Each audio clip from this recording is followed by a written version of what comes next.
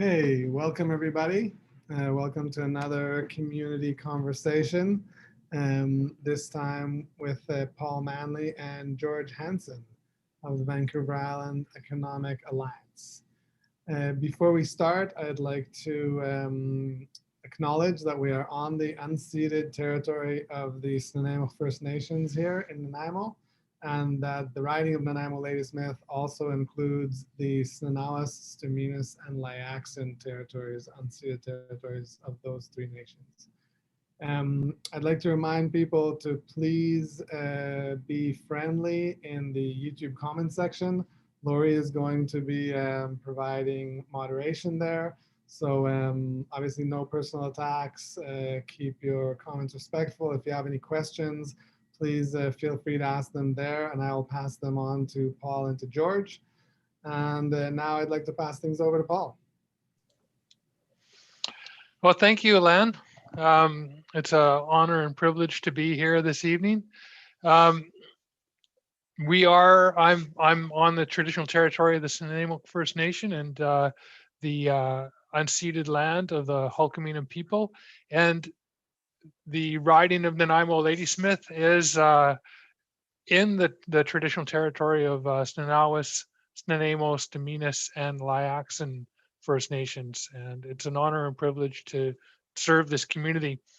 Just to give you a little bit of an update on what's been happening in the House of Commons, we reconvened after Parliament was prorogued, and we had a speech from the throne.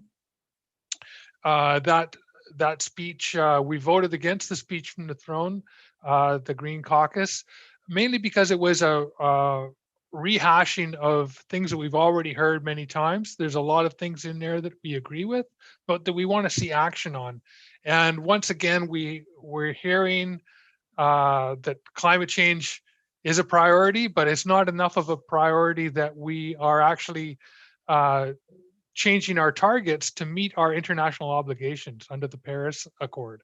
So we have until the end of this year, based on our international obligations, an obligation to change our targets to meet what we said we would do with Paris. And we're still working with the same targets that were set by the Harper Conservative government before the Paris Accord. And so they are 50% at least less than what they need to be. And we think that they should be doubled to meet what the IPCC has said we need to do in terms of science. There were other things that were lacking in the speech from the throne in terms of taking care of people better within this economy and during these times. And we're ready and willing and able to work with the government to make those improvements and to ensure that we are meeting our targets and taking care of people in the planet. So I'm going to introduce you to George Hanson. He is the Executive Director of the Vancouver Island Economic Alliance, and he is my guest this evening. So over to you, George. Can you tell us a little bit about your organization and a little bit about yourself and the work that you do? Well, thank you, Paul. And looks like a bright sunny day there in Ottawa. Can you hear me? Can you hear us? Can you hear me? Can you hear me? Hello? Yes, I can hear you, George. Sorry, Paul's having an issue with his earbud, so just 1 second here. You can hear me, George? I do hear you. Okay, just 1 second there.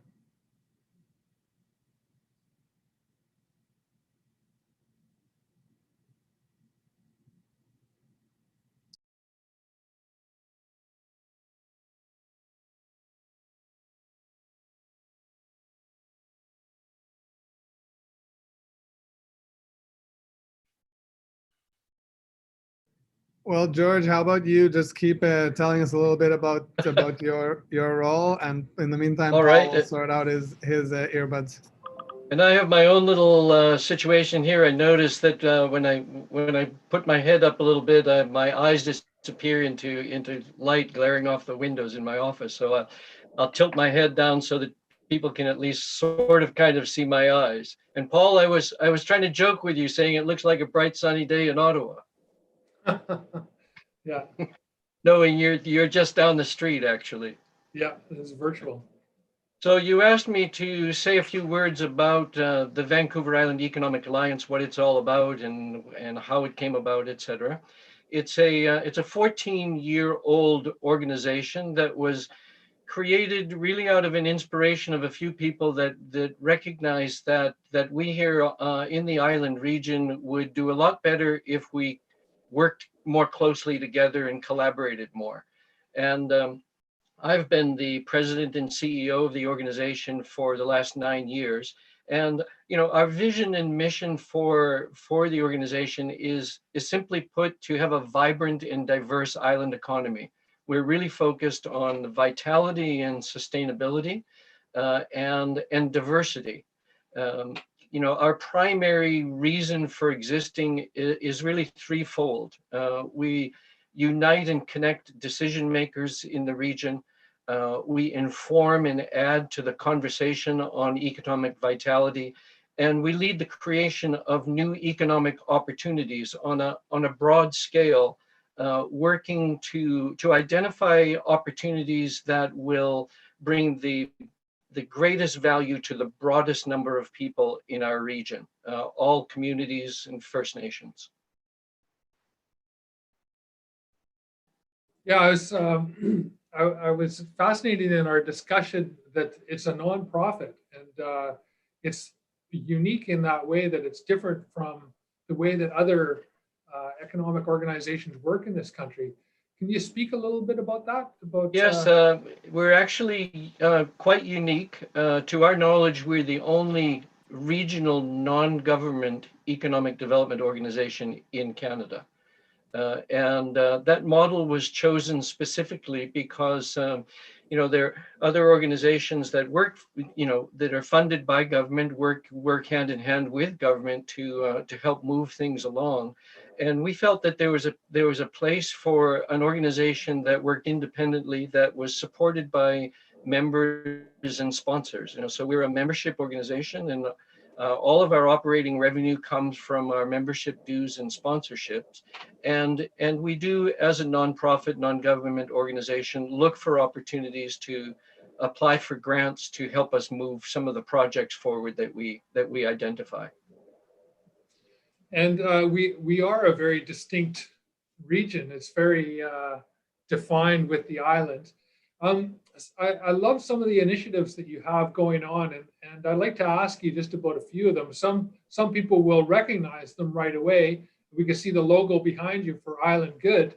Can you talk a little bit about that and what the grocery stores that are taking part and how that works and why that initiative came forward, and just tell us a little bit about it. Yeah, we're really proud of our Island Good brand. I call it a project, an instant success that took 5 years in the making.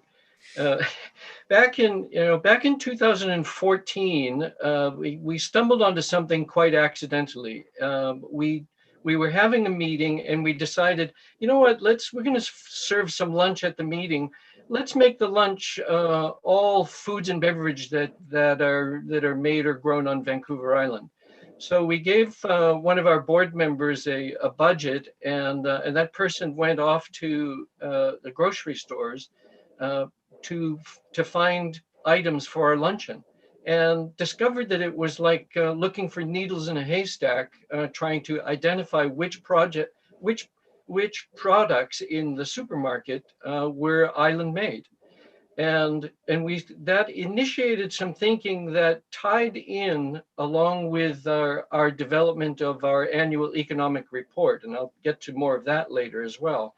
But we noticed when we did our first economic report for the island region in 2015, that the profile of the Canadian economy is 70% services and 30% goods. And the profile of the island economy is 80% services and 20% goods.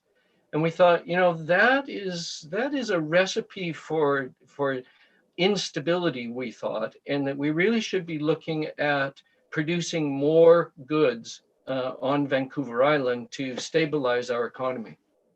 And so we were asked the question, based on that experience in the shop, in the grocery store, if it was easier for people to identify island products, would they purchase more of them and help grow that part of our economy? So we gathered some funding together with some sponsors, and we ran a 6-month pilot program in 2018 with 4 grocery store partners. And during a 6-month period, we measured the sales on 802 distinct island products that were carried in those grocery stores over a 6-month period, and measured those sales month to month with the same item sales in 2017. And we thought that if we could accomplish a 2 or 3% sales lift, that we'd really be onto something. 6 months later, the average sales lift was 16.4%. So we got our answer that if people could identify local products, they were already predisposed to supporting local products. And if they could find them more easily, they would respond. So we trademarked Island Good, we licensed Island Good, and today we have more than 90 licensees on Vancouver Island, license everything from potatoes to mattresses.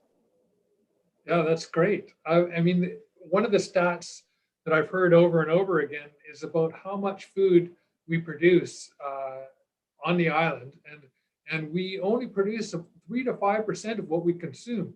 And as you know, as islanders, that makes us susceptible to breaks in the supply chain. We're seeing now with COVID that supply chains are being disrupted all over the place. We're seeing problems with migrant workers getting sick and not being able to work in the farms in Ontario and elsewhere. We're seeing problems in Florida and California, where we rely on so much of our food, Mexico, China. And I know, just talking to people here, that they really support local food. And you see that in the support for the local farm markets, but not everybody can be doing the farm markets. And I think this is it's a really good initiative. And I look for it when I'm in the grocery store. I actually look for those labels and make sure, I don't care if I'm paying a few extra bucks for a product. If it's made on the island and I'm supporting local farmers and local producers, then it's a worthwhile thing to do. You know, one of the things people have asked us about recently is, with the pandemic and everything, how have we viewed our various projects and the relevancy of them in a changed environment? And Island Good is an example of the fact that, we were working back in 2014, 2015 on the understanding that we needed more security in our local economy, and developed the brand to help facilitate that. And now, everybody understands the importance of being able to, not be so dependent on a global supply chain and be producing the essential goods locally, so that we know that we have access to those. So Island Good has only just expanded dramatically this year because of that. So in terms of COVID, how are you seeing this affecting the economy on the island and businesses on the island? And we know that it's laid bare a lot of the deficiencies that we have in social programs and things like that. I noticed, on the Bahia website, that you talk about poverty levels. You talk about the challenges that we face in our community. And I'm wondering if you could just talk about some of the things that you see businesses are facing, and then meeting some of these challenges that are all the more apparent now to us. Mm-hmm. Mm-hmm. Well, Paul, we clearly see that our society and economy and our culture is an intricate weave. It's a tapestry, and it's wrongheaded to think of the economy as existing in a silo that doesn't have social implications or cultural implications or environmental implications. You mentioned the environmental issues and climate change, et cetera, in your opening remarks. So we see the economy as intricately connected with everything else, and that you can't ignore all of the pieces and think that you can have an economy that is somehow separate from what is going on in our communities. So that is extremely important to us. You know, we talk with the stakeholders in the economy openly about the fact that the challenges of poverty that we have in our communities have deep economic implications, and that if you look at it even just out of enlightened self-interest, we should be working to make sure that we have more equity in our community, in our economy across the board, so that everyone is healthy, and a healthy community speaks to a healthy economy. Yeah, exactly. Well, you know, if people can't afford local goods and services, they're not circulating. You know, it's not helping the economy. Yeah. And certainly, the pandemic situation, you know, it has hammered certain sectors in the economy. You know, the tourism industry, for instance, on the island is in deep recovery. I think it's at least 50% down from where it normally is this time of year. And, you know, it is going to take years for the tourism industry to recover, you know, and at the same time, there are other sectors that have done well because of the extreme needs and changes that have been required. But the island economy is no different than the world economy, except that, you know, quite frankly, even with all of the difficulties we're seeing in our communities and in our economy on the island, we are blessed. We should consider ourselves lucky, because the worst of this situation has passed us thus far. And I think it behooves us to take advantage of the luck that we've experienced, to really think forwardly about how we can change, how we can be more sustainable, how can we transform what we are doing so that it's healthier and more sustainable. Yeah, absolutely. It was one of the things I was talking about in my response to the speech from the throne, is that we need sector-specific support for tourism, hospitality, the entertainment industry. They've all been hit pretty hard, and those are all really crucial industries on Vancouver Island. Tourism is big here, and you know, we have to do what we can to support those local operators. I know I did some whale watching and other, you know, tourists in your town kind of stuff this summer, just to you know, to help with that process. So you have a couple of other things. I know that you have the Vancouver Island Economic Alliance State of the Island Summit coming up, and we're looking at some of the workshops that you have coming, and one of them that was really interesting was on all of the possibility with seaweed, Mhm. and as an industry that and financial implications for rural communities, for First Nations. Do you want to talk a little bit about that? I didn't realize how many varieties of seaweed there are around this island. But.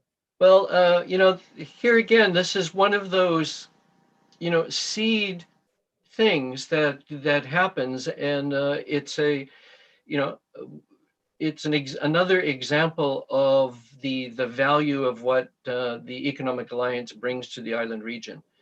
We in 2018, actually with a bit of funding from the federal government and also from the Island Coastal Economic Trust here on the island, we developed several business cases to bring specific opportunities to an international audience of investors, because we had recently achieved a foreign trade zone designation for Vancouver Island, again from the federal government, and we were looking at opportunities to attract foreign direct investment.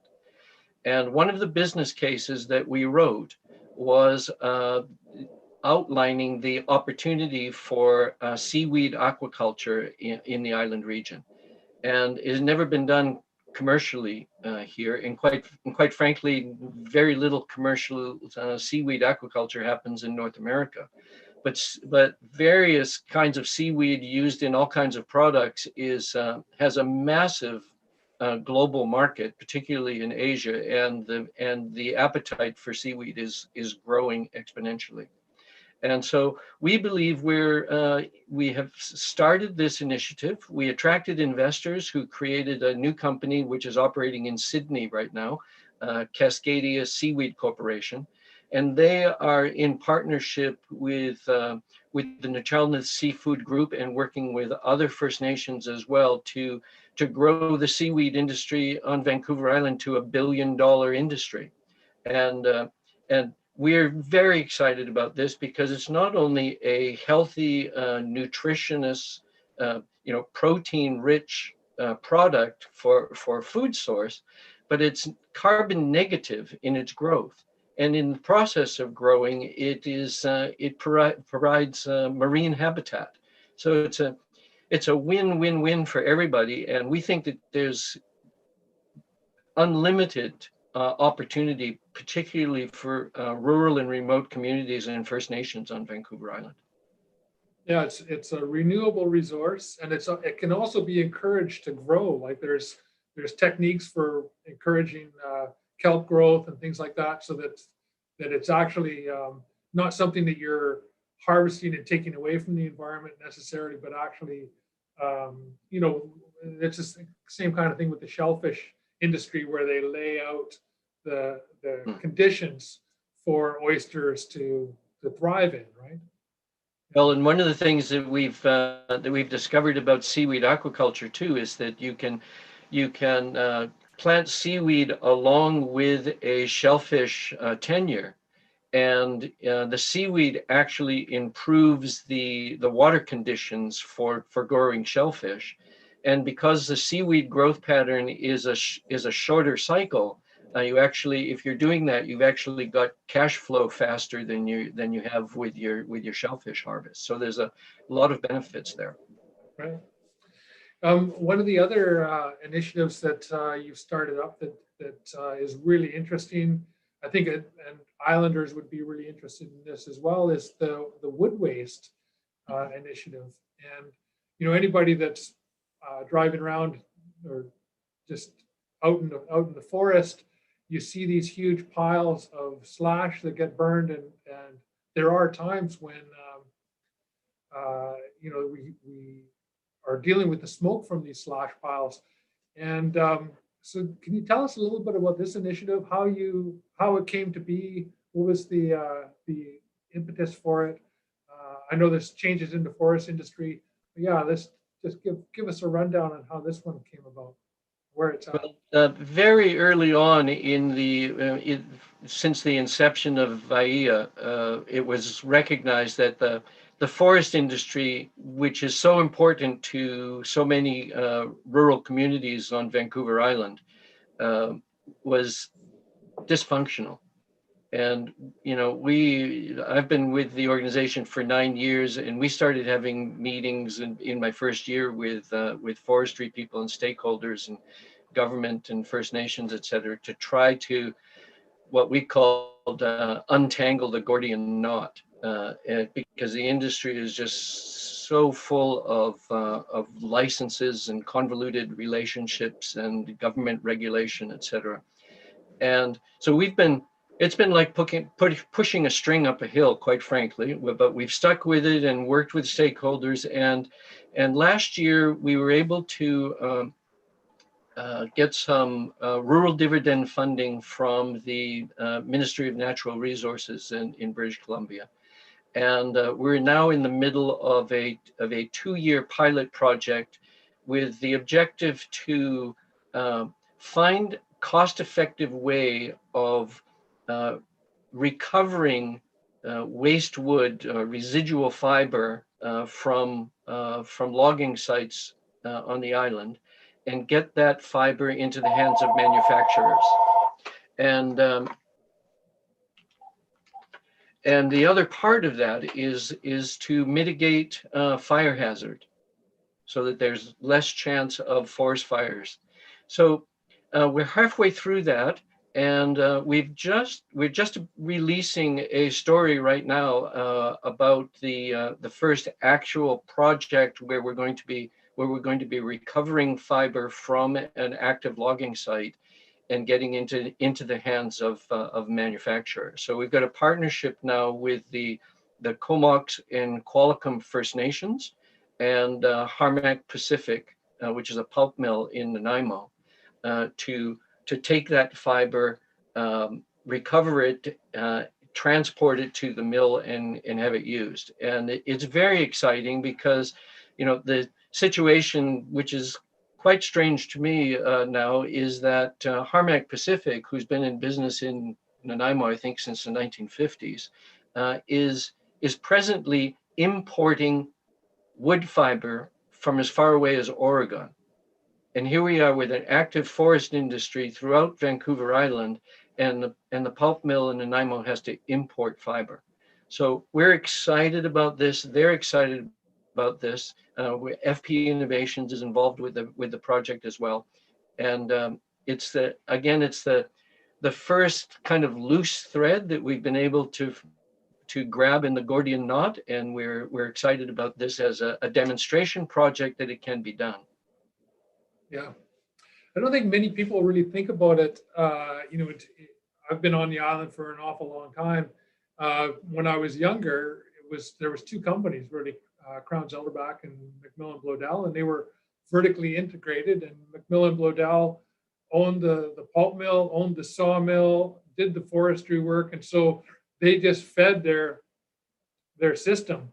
And now, talking to Paul Sadler at Harmac, he was telling me that they have trouble finding fiber, and so it's interesting. And a lot of our logs end up going down to Oregon as raw logs and get milled down there. So we're getting the sawdust back, but dealing with that wood waste is really important. And I think, just to see wood burned like that out in the forest doesn't make a whole lot of sense. No, and we're I would be very happy if the work we're doing could lead to the end of those slash piles being burned.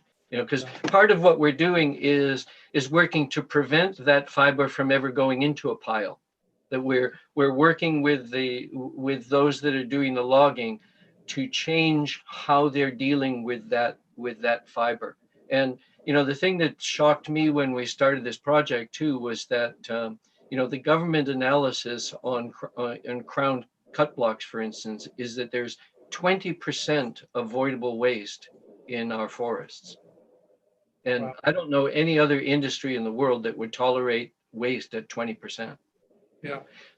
So again, from the standpoint of sustainability, really important that we do things differently and figure out how to provide fiber to the manufacturers that are here and helping to drive our economy. Some of this fiber too that's just wasted out there is highly valuable. You were talking about a guitar company that can take a chunk of fir, old growth fir stump, and turn it into guitar tops, and have enough guitar tops out of a piece of fir like that'll last for I don't know how many guitars you were saying, but a lot. Yes. Well, and there are other species too. There's lots of use for alder that tends to just get pushed aside. There are furniture makers that make wonderful furniture out of the maple trees that grow in our forest. But we've run into a situation where it's not cost effective to take that maple log out of the forest, so it lays there and rots. And I mean, over long periods of time, that has value, and certainly a certain amount of fiber has to stay on the forest floor to provide the nutrients necessary for new growth. But this 20% level of waste is something that we really need to address. Yeah. Well, good. Do you want to talk a little bit about the foreign trade zone? So this is unique. It's a unique foreign trade zone on Vancouver Island. You want to just talk a little bit about that? Yes, well, the Foreign Trade Zone Vancouver Island is the 12th of what are now 13 foreign trade zones in Canada. And again, we're the only non-government regional foreign trade zone. All the other foreign trade zones have been awarded to municipalities. And interestingly, the talk about pushing a string up a hill, when we put in our application, because the model is municipal, the federal government required that we have confirmation of support from every community on Vancouver Island. So we had to get 27 letters of support, and that in itself was a kind of a Herculean task. And really, the average person on the street doesn't have a clue what FTZ means, but FTZ has a highly recognized brand globally for anybody that's involved in trade. And what the foreign trade zone does for us is twofold. It allows us to direct market investment opportunities on Vancouver Island to a global marketplace that understands what a foreign trade zone is. And secondly, it allows us to assist companies that are on Vancouver Island that are actively involved in importing and exporting goods to help them take advantage of the government's tax and duty deferral programs. And this has cash flow implications for anyone that's importing and then exporting at volumes. And it's a feather in Vancouver Island's cap, and is a tool that we can use to help communities and businesses. Yeah, to build local resilience, and there's some different areas of development. Down in Victoria, there's a little more tech going on. There's manufacturing that's happening on the island. So a lot of small and medium-sized enterprises that are thriving here. Do you want to just talk a little bit about that? And the foreign trade zone is actually something that helps those businesses, right? Yes, and our thankfully over a period of time, our economy has diversified considerably, and that shelters us from deep caverns or high peaks when there are changes in the economy. We're not entirely dependent on one or two industries like we used to be. And part of that is a diversification into technology and I'll call it advanced manufacturing, which is relatively small scale manufacturing, but is dependent on a high degree of engineering and skill. So there's really, at the end of the day, I call them techno manufacturing companies, because they're making a product, but that product requires a high degree of sophistication in design. And those are the kinds of companies that are tending to operate here, because they're relatively small scale, and they're maneuverable and scalable, so that they can have success. And also the transport isn't a big deal either. Because it's easy to get those products to wherever they want to send them in the world. And if you're selling a product that is valued in the tens of thousands or hundreds of thousands of dollars, an extra $40 in shipping or whatever that differential is not an issue. But we have companies. There's a company called Quester Tangent, for instance, that's operating in Sydney. And they make sophisticated operating systems for subways, systems all over the world. And we go, well, how does that happen here? What we discovered is that there's a $1 billion advanced manufacturing industry on Vancouver Island, and virtually all of them are operated by investors and entrepreneurs who simply decided that they wanted to live here because they like the island. And part of the instigation for us to go after federal foreign trade zone designation was we looked at that and we said, if we could have $1 billion industry in advanced manufacturing with people who simply want to be here and they'll put up with the inconveniences in order to do that. Well, what would happen if we actually could create some competitive advantage to being on Vancouver Island? We might actually attract people here for business reasons as well as lifestyle reasons. And so that's a big part of what we've been doing is how do we improve the climate for sustainable, vital industry on Vancouver Island that meets our objectives. Yeah, VMAC is a great example of a local company here in the Nanaimo area, 150 employees. You wouldn't know about them really unless you happen to take that turn off the highway and drive down the road. But there's this manufacturing facility there. They're shipping stuff all over the world, and it's all like air compressors, and they're a leading company in that technology. And you have to admire innovators like that. Yeah. I think of Coastal and Wood in Nanaimo as well. Fascinating story, because they went completely against the grain.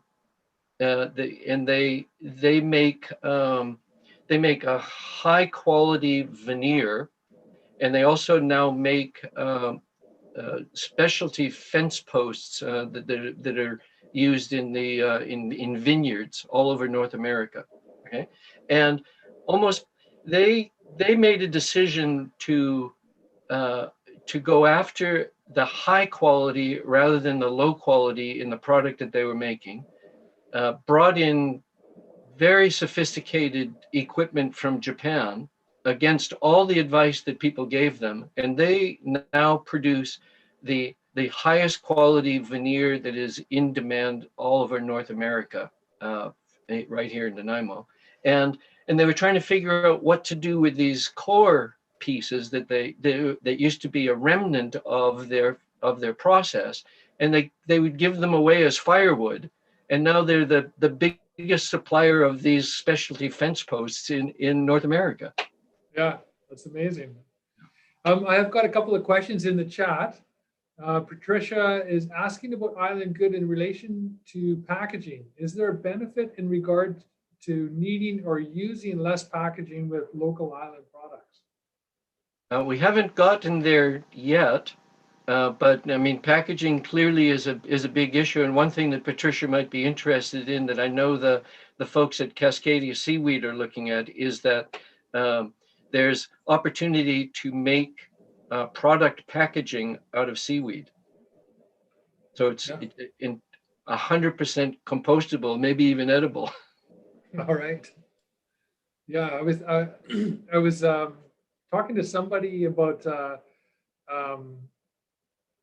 like a styrofoam that breaks down and actually feeds microbes afterwards and can be used for growing fungus. So I have another question, and this kind of leads into another sort of section, which is Laura's asking about the economic summit, and she's wondering if there's any free tickets for students. Do you set any aside for students for, or do you aim at that audience at all? We do, and we would love to include more students, and we have a really appealing, we believe, student rate this year. So it's a 3-day event, 8:30 in the morning to 7 o'clock at night, with all kinds of things going on, and the student rate is $89 for the entire event. And if she'd like to reach out to me, I'd be happy to fill her in more on that. But we really want student involvement in what we're doing. And can you tell us a little bit about the summit this year? It switched from virtual to or from actual being there to digital. Well, it might be hard for people to believe, but I'm actually 23. putting the summit together in the last 8 months has been a Herculean task, and it's not for the faint of heart to take an event that has 600 plus people in person and turn that into a digital occurrence. So it will run October 27 to 29, and it's, this is another thing that we're extremely proud of. The Economic Summit brings decision makers together to really look at the problems that are nagging our economy and to put our heads together and see if we can find solutions. And we also work to expose opportunities that are running under the radar. And so it's designed so that we have keynote presentations, we have panel sessions, Q&A with the panel sessions. We also have roundtables so that people can go deeper with the presenters if they want to. There is an exhibition space, polling and contests, and it's kind of like a gamified website in a virtual environment. And we're disappointed that we can't meet in person, but we're excited about what the opportunities are on a digital platform. Mm-hmm. Yeah, some of these workshops we were talking about, it's good to produce goods. You want to talk a little bit about that? Sure. So obviously the title there ties a little bit into our Island Good program, but the concept there is we want to have a dialogue about the dichotomy between us all now, especially since COVID, recognizing the importance of producing products in our local economy so that we're not so dependent on global supply chains. And yet there's always a pull in every community about, well, yes, we want the goods manufactured on Vancouver Island, but don't do it here, please. And so, that somehow or other we have to address how our communities view zoning and the needs that are necessary for a stable economy and a healthy community, and get really clear about what we want and what we need and how to do that more effectively. So, so we're looking at, how do industries get clustered? Where are the circular opportunities in the economy, and how do we build incentive for that so that we have both an environment that we all want to live in, but a capacity for producing the goods that we need to thrive. You have a panel on the future of post-secondary education, and I know this is one of the other initiatives. Talking about how to kind of connect business and the universities and keep the talent that we have on this island. All the young people that go to our universities, get the skills and then keep them here. Do you want to just talk a little bit about that initiative and maybe about this workshop? Yes, well, the work to retain talent coming out of our universities and colleges has been an important item on our agenda for quite a number of years. Not an easy process, and we have believed that if we could help facilitate a more robust connection between the institutions and the business community, that we would have better success with co-op placements and internships, et cetera, which would then lead to retaining talent that is already attracted to the island to attend universities. And so that is a whole subject unto itself. And this year, of course, we have the three presidents of the three universities on the island speaking to address the fact that COVID has and is dramatically changing how education is being delivered, and the implications of that are enormous and far-reaching. So, if you take Vancouver Island University just as a single example, they have a significant international student population, and because of COVID, that is going to be reduced significantly. Well, the financial implications to the university and also to the community and the rest of the island by extension is significant. Because those students, I think the latest number is that a single international student represents something like $35,000 a year in the local economy.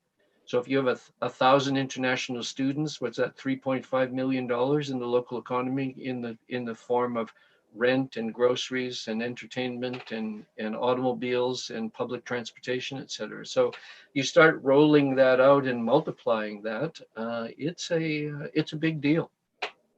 Yeah.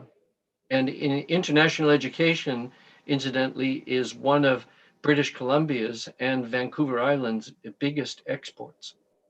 Yeah, it's a huge economic driver in this community. I don't think people necessarily realize that. I've hosted international students with our family for years, and it's great. You get this cultural exchange, but then you realize how much the university is dependent on these students coming here.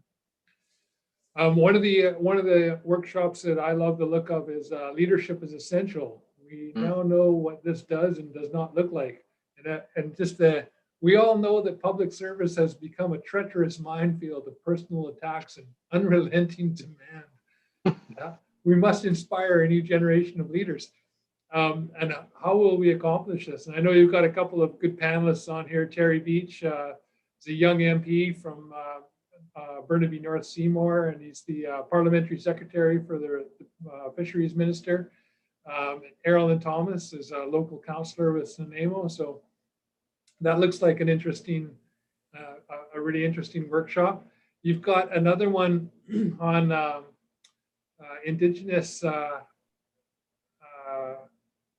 Indigenomics and reconciliation. Yeah, and I think you talked about the seaweed initiative there, but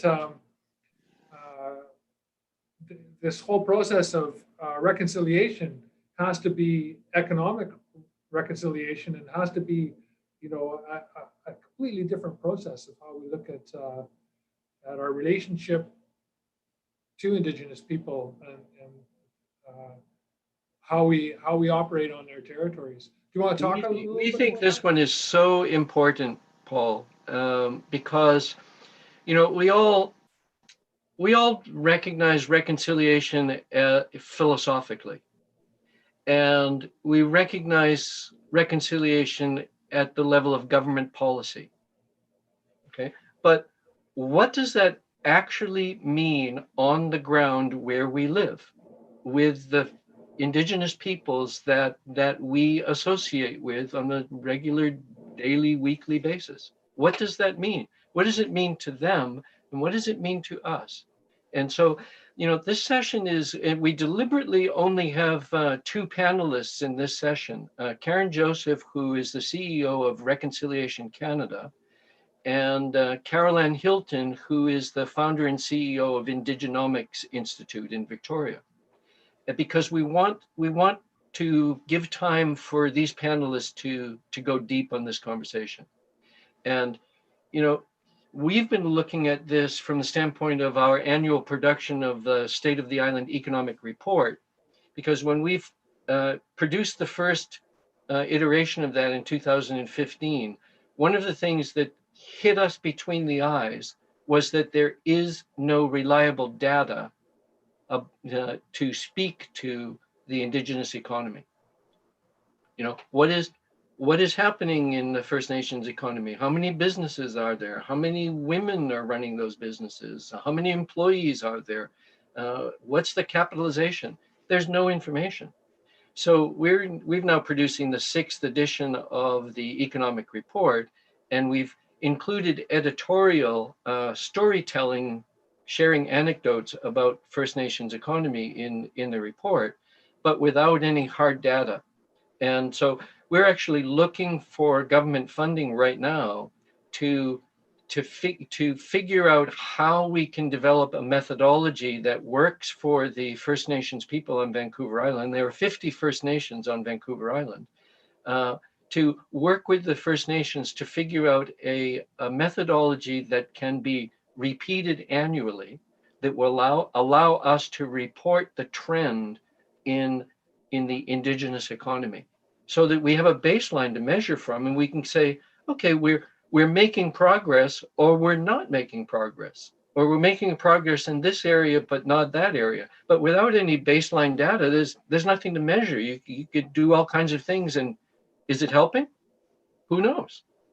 Yeah, it's so important. When you were telling me this the other day, I was a little bit shocked that there isn't this data that the government or business organizations haven't really looked at this, and especially the government. If we're looking at reconciliation and we're trying to make sure that First Nations have the resiliency through the businesses that they create, and the integration into the economy, how is that measured? Are some of these programs successful or not, and what are the outcomes? So that's, yeah, I'm really pleased to see that you're doing that. I was shocked that it wasn't happening, but it's good to see that you're stepping up to make that happen. Are there any other big highlights from the economic summit that you're looking forward to? I am really looking forward to hearing Kate O'Neill, who is our opening speaker. She presents herself as a tech humanist, and she's out of New York City, and vibrant young woman whose entire approach is, yes, we're in the sort of digital age, and technology is changing and growing and evolving even as we speak. And is it serving humanity, or are we starting to serve it? And so her whole approach is about how do we create a future with our technology that is of great benefit to us, and not just follow technology down a certain path and do things because we can. And so Kate has been in demand with a lot of the major technology companies around the world, and we're really looking forward to her progressive and positive outlook on what the future looks like in technology. It's a really interesting subject, because technology has taken, like, certain technologies are developed and we are using them for applications we never thought we would be using them for. And it's also a major disruptor in our lives in terms of the way that work changes. Automation, artificial intelligence is going to be changing a lot of workforces coming up, and we have to figure out how we're going to navigate. Well, and I think we have to anticipate change and think about how we want it to look. There's, because of the COVID situation, for instance, there's been a massive move for business to pivot to a digital platform so that they can sell online and do various things, et cetera. And it's, the amount of work that's being done by people that are simply trying to, survive and evolve their businesses is commendable and remarkable. And if all we've done at the end of this whole pandemic situation is do what we've always done, only on a digital platform, we've blown the opportunity. Yeah, we have an opportunity here for, what's the saying, that don't ever waste a good not chaos. Yeah. Don't let a good crisis go to waste. Yeah, don't let a good crisis go to waste. Well, we have a crisis of multiple generations here, and we have an opportunity to say, you know what, we have known that there is liability in our economy and our society. We have known that there are gaps and there are weaknesses and inequalities. Okay, we've got this situation. We've been disrupted. what's our excuse? You know, because we say, oh, we can't do that, or we can't change this or whatever because it would be too disruptive. Well, we're disruptive now. So how do we want to put this back together? Because we can put it back together pretty much any way we want if we have the willingness to be discomforted by that, and end up with something that we're more proud of and is more sustainable. Yeah, we are facing other crises, the climate crisis, climate emergency. Well, I and have another. I Go ahead. think I think if we're intelligent, we should not be looking at this situation as a one-off. Oh, gee, No. that was tough, and we'll get over it. You know, the world is changing, Yeah. and it's changing rapidly, and science is telling us to expect more, not less. And Yeah. so, we need to. I said earlier that we here on the island are lucky. We've been spared the worst of this, so we should be looking at this like, whew, you know, whoa, we got by that one. Yeah. Okay, so I'm an old mariner at heart, and when I'm out at sea and the weather shifts, a smart mariner does not just keep plowing along. You see a shift in the weather, you change course. Okay. Yeah. Well, Absolutely. this should tell us that there has been a shift, and that shift is not just going to go by like a one-day storm. This is an indication that what we've been concerned about for quite some time in the changing of our environment is upon us. So how are we going to be smart? How are we going to work together? How are we going to collaborate and adjust our focus and our course, so that we are in better position, and uh, more flexible and more adaptable, and more concerned about our future and our children's future, to make sure that we've taken advantage of this opportunity. Yeah. Absolutely. I have one last question from the chat, and this is DJ, and he said he would love to hear about the state of forestry on the island. How much are we manufacturing on the island here, and could that increase? And he's wondering about the economic value of standing old growth forests in terms of tourism, healthy living, outdoor activity. I know Port Renfrew calls himself the big tree capital of Canada. So can you talk a little bit about where you see the forest industry at right now? Where do I see the forest industry? I think the question to answer there, you asked, should there be more manufacturing? Yeah. Everything we have been doing in our forest sector wood industries portfolio has been geared to encourage generation of more wealth, more value added to our natural resources. You know, one of the complaints that I've had my whole career is that uh, Canada tends to still be caught in the beaver pelt mentality, where we Yeah. trap beavers for their pelts, package them up, and ship them to Europe so that they can make fancy hats out of them that they then ship back to us that we pay top dollar for.